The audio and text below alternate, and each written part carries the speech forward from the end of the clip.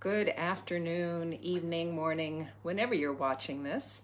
I'm Deborah Roth from Spirited Living, back again this week with another installation of my Inner Goddess Team video series, where I explore our connection to the Divine Feminine and the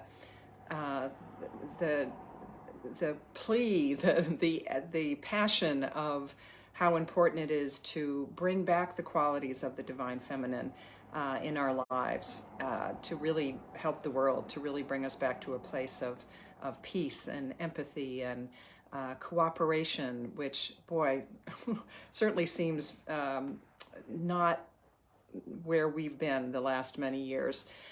You can hear more about the qualities of the Divine Feminine and why I'm so committed to this work, to this message, on my YouTube channel, where this will be showing up. And there you can actually click on a little button that has a whole other short, like 5-6 minute video that talks about the Divine Feminine, why it's so critical for us in the world today, not just as women, but whatever gender you identify with.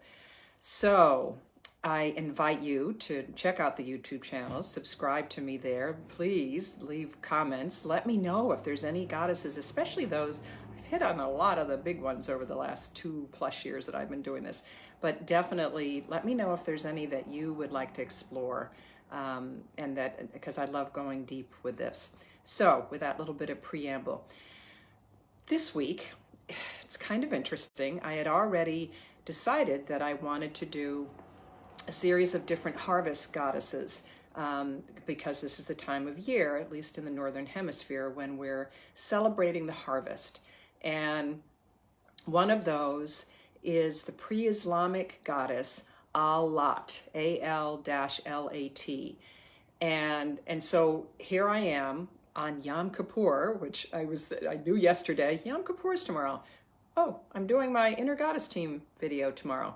Hadn't really put the two together, that we are honoring a pre-Islamic goddess on Yom Kippur, which seems ironic and lovingly perfect, because Yom Kippur, among other things, probably the deepest, one of the most sacred holy days in the Jewish tradition, is about atonement. And those of you that have ever played with that word, and many of us have, it's at one mint. So how can we bring these, the Arabic, the seemingly disparate, polar opposite sometimes energies that we get from Judaism and from Islam. So, but we are really all one. So that little bit of context, I think, just felt important for me today on this very holy day of Yom Kippur. So Al-Lat was one of 3 goddesses, pre-Islamic goddesses, who was considered to be, they were considered to be the 3 daughters of Allah. And Allah, as he kind of apparently pulled back, used called on his daughters to act as emissaries between humans and God and the divine. And I will talk about the other 2 goddesses in greater detail at some point, but Al-Lat was the middle, the second goddess, and her, I'll show you this lovely representation I have of the 3 of them. She's the one in the middle, and you can see here is the youngest one. This is, let's see, I want to make sure I get their names right. Where are you? Anyway, Manat, sorry, Al-Uzza is this one shown, and they're often showed with these lynxes and different cats. And she's a star goddess. There's a star over her head. This is Al-Lat, who is connected with the crescent moon, among other things. And she's holding it, and this is what connects her to the harvest, although I found there are many other connections that she has. She's holding a sheath of wheat in one hand and a little piece of frankincense, very sacred incense, in the other hand. And this Mother Crone goddess, the oldest of the 3 daughters of Allah, is Manat. And I will talk more about her at some point too, but I'm going to focus. Interestingly, even though many places that I read about her, Al-Lat is considered a harvest goddess, she's also considered a goddess of fertility and therefore connected with the springtime.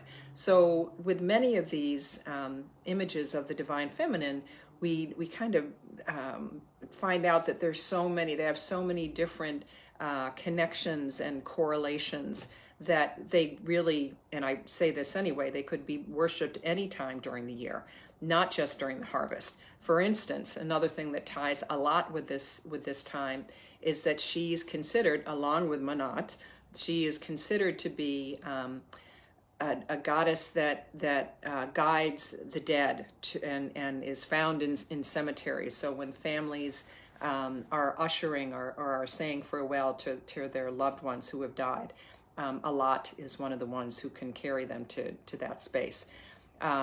She is also she's venerated as a goddess of vegetation, agriculture, fertile soil, and the divine protector of trade and wealth and power. It's got lots of correlations to her. She is and there's another image that I have of her. She is considered, she was thought to be the consort of, let's see if I can find it now, the consort of Doula Chara, a goddess of vegetation. So also there's the harvest connection as well. And mountain springs, and she's often depicted, and you can see it here in this statue of hers. She's, if you can see up close, she's often depicted with a lion, which represents her consort, which represents her partner.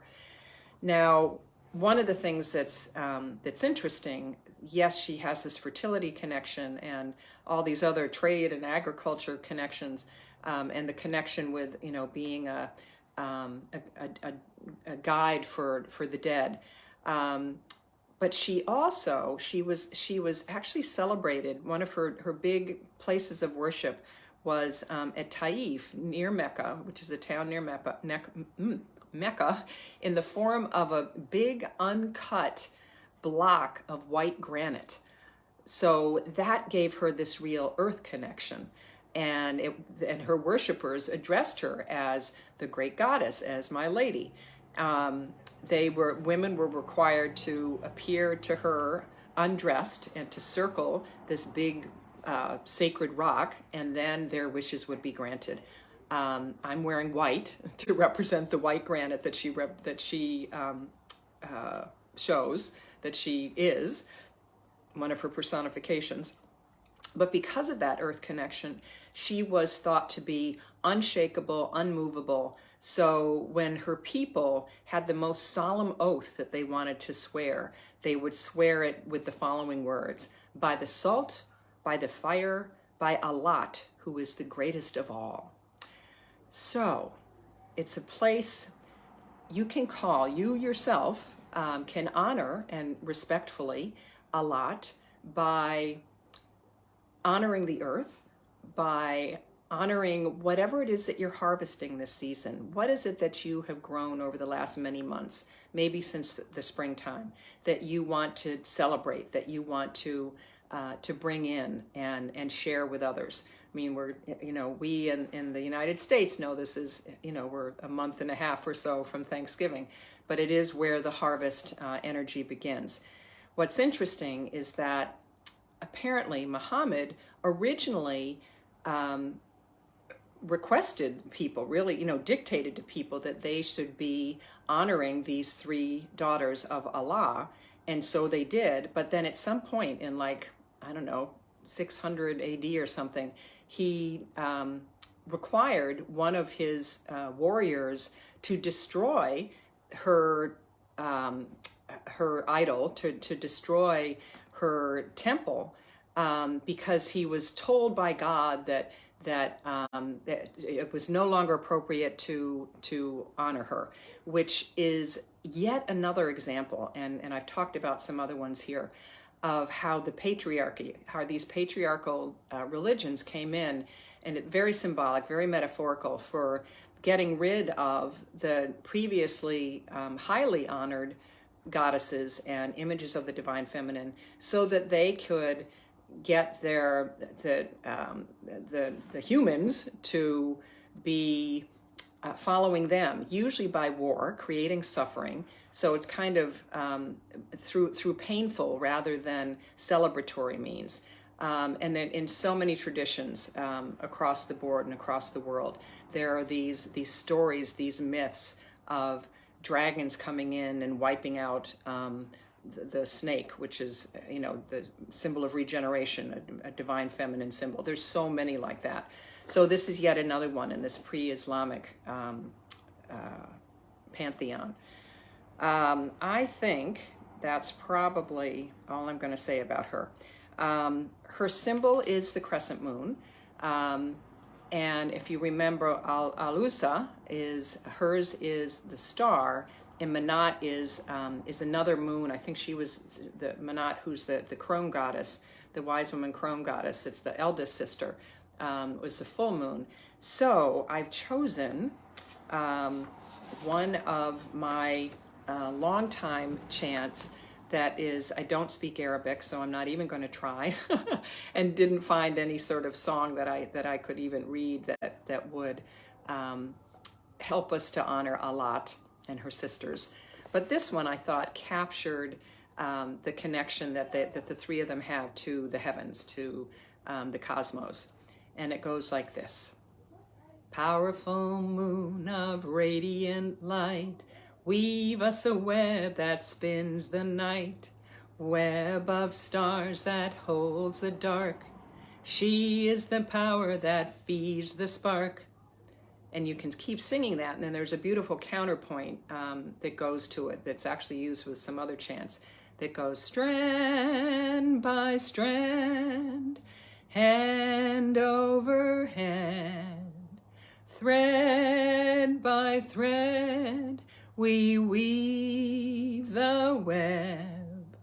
Powerful moon of radiant light, weave us a web that spins the night, web of stars that holds the dark. She is the power that feeds the spark. And then you can go in the strand by strand. So I invite you to embrace the energy, embrace the story of Al-Lat as this grounded, strong, immovable force when you need to make a decision and stick to it, when you need to create an energy of harvest and thanksgiving, of gratitude for whatever it is that you have grown over the last, over the summer tide, over the summertime. So enjoy. Please, I'll put a little bit more background about her in the YouTube description, so you can go there tomorrow and check it out. And thanks for watching. Hope to see you back here next week or whenever I'm doing another one. Namaste. Bye for now.